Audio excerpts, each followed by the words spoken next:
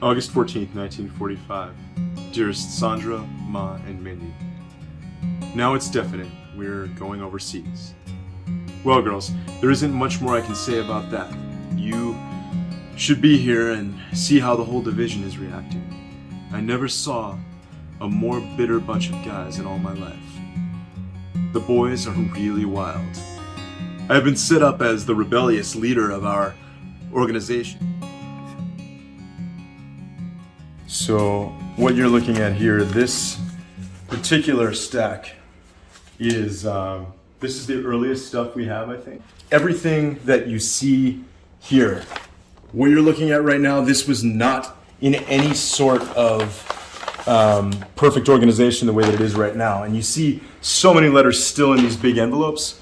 The letters in these big envelopes have not been completely sorted through yet. Everything that you see, each of these envelopes here, we have them organized, and we've taken all the time to do this, and everything here has maybe 3 to 5, 6, 7 letters in each of these envelopes.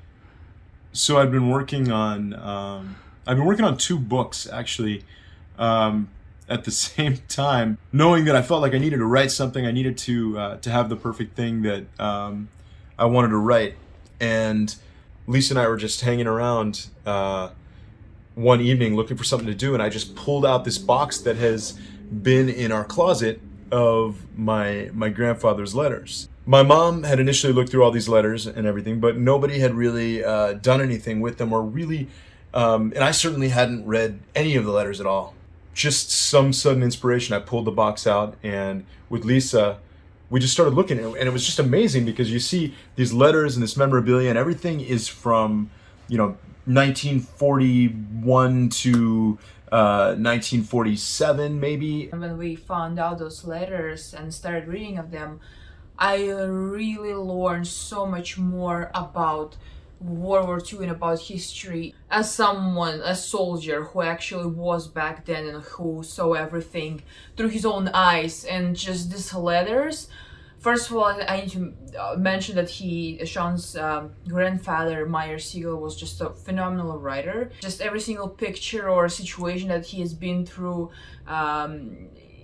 it's so vivid. That box turned into the inspiration for this entire book that now I'm writing. And this book based on everything that my grandfather wrote. And my grandfather was an incredible writer. This particular stack is going to be from Japan. So everything, all of the letters that are here that we have there, this is his time in the Philippines and on the way to Japan and in Japan when the 97th was occupying Japan after VJ Day. You have all the Japan letters here, and then one of these stacks here is Fort Wood, Fort Camp Cook. We have in there everything in Europe, and you'll find out everything from Czechoslovakia, from Germany, from France, whole lot of stuff.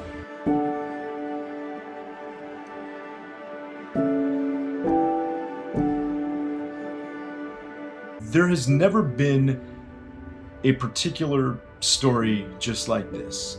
There's never been someone from the inside who had the particular experiences my grandfather had, being in training for so long in the US and then going throughout Europe, traveling throughout Europe, seeing combat many, many places with a very, very famous infantry division, and then ending up coming back home, thinking that he was going to end up going back home, and then going to Japan to occupy Japan right after the end of the war. And you get this amazing view of these final years of World War II, and this amazing insight into this historically significant infantry division in the war. Take a look at that. There they are, man. That's the whole troop there. That's Meyer Siegal and the rest of the boys.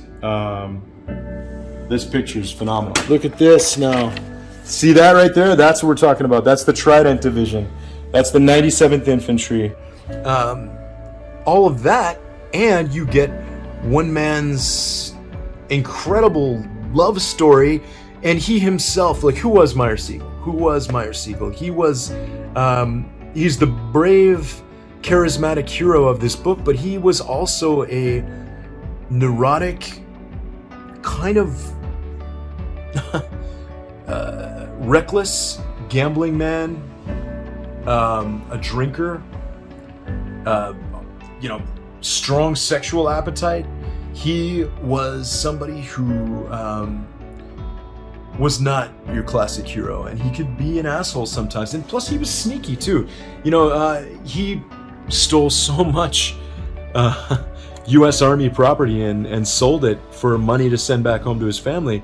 And he won so many gambling games and ran so many little gambling rings within his unit himself, and then with soldiers in Europe, with soldiers in Japan, and with the other citizens that he met when he would go into town, and getting into some trouble, and you know, hang out with prostitutes and getting into fights and doing all sorts of crazy things. But always at the core of everything was his love for my grandmother, Sandra Siegal, his mother, Bella, and his daughter, Mindy. What I've noticed by reading the letters when he just started and then throughout the war, I could feel how he changed, because he went into the war thinking of anyone as an enemy.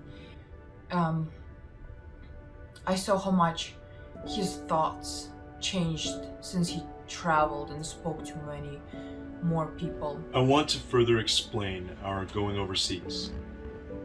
Remember, there still must be an occupation army, and if it's our misfortune to be it, there's nothing we can do about it. Yeah. Seeing this moment in history and seeing the war through this particular man's eyes is, you know, it's going to make for an astounding book. Something that I'm so proud to be able to write.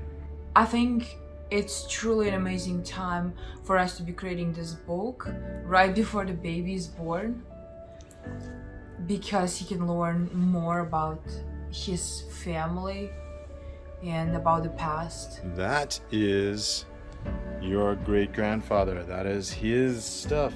Yeah, people will find it entertaining and inspiring and informative and funny and romantic, and you know, that's what I want to bring out, because that's who he was. And Meyer Siegal, he died when I was, I think, 7, 8 years old, and he loved me so much. I remember how much he loved me, and I've been told by the rest of the family. And Meyer Siegal, I will never ever forget him. I'm not trying to make him out to be a saint, because he could be a real son of a bitch, but to me, he was this amazing grandfather who I only got to know for a few years of my life, but who has stayed with me and stayed in my heart, and who I felt connected to for my entire life. And now our connection grows to the point where his story is going to get told through me. My mom, this was always a dream of hers for these letters to be shared with, whether it was the Smithsonian or whether it was some historical society. It was always her dream for these letters to be shared in some way. Me being able to do this is the greatest opportunity and gift that I could give to her, because I know how much this would mean to her. This is my story. This is my mom's story. This is the story of my grandfather, Meyer Siegal, and this is the story of our family. And I could not possibly be more inspired to tell it and share it with the world.